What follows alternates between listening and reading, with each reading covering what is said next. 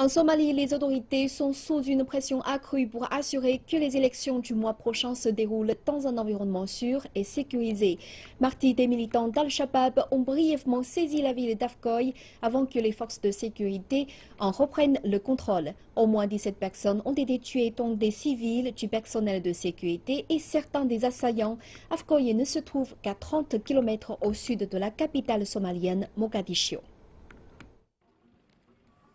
Tout a commencé quand une fourgonnette a explosé un point de contrôle de sécurité.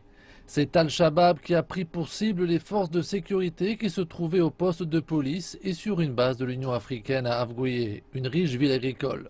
Il n'aura pas fallu longtemps aux renforts venus de la capitale pour aider l'AMISOM et les soldats somaliens à repousser les militants.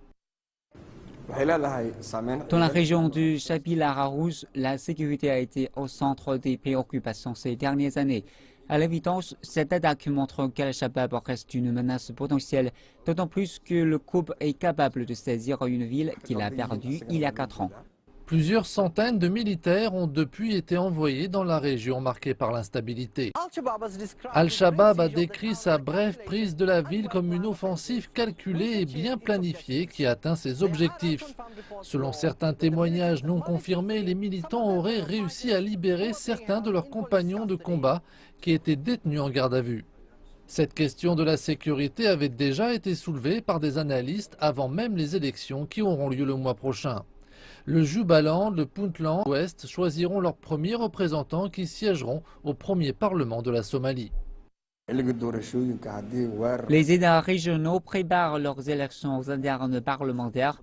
Des attaques comme celle-ci, si proches de la capitale, devraient alerter les autorités et la communauté internationale. Il ne fait aucun doute qu'Al-Shabaab prépare de nouvelles attaques plus mortières et cela prouve l'existence d'un risque à la sécurité.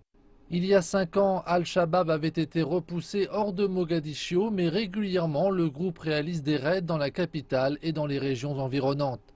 Ces militants ont également lancé une série d'attaques contre la force de paix multinationale, l'AMISOM. Néanmoins, les autorités affirment qu'elles gagnent la guerre, mettant en avant d'audacieuses attaques clés réussies contre des bases d'Al-Shabaab dans le sud et le centre de la Somalie.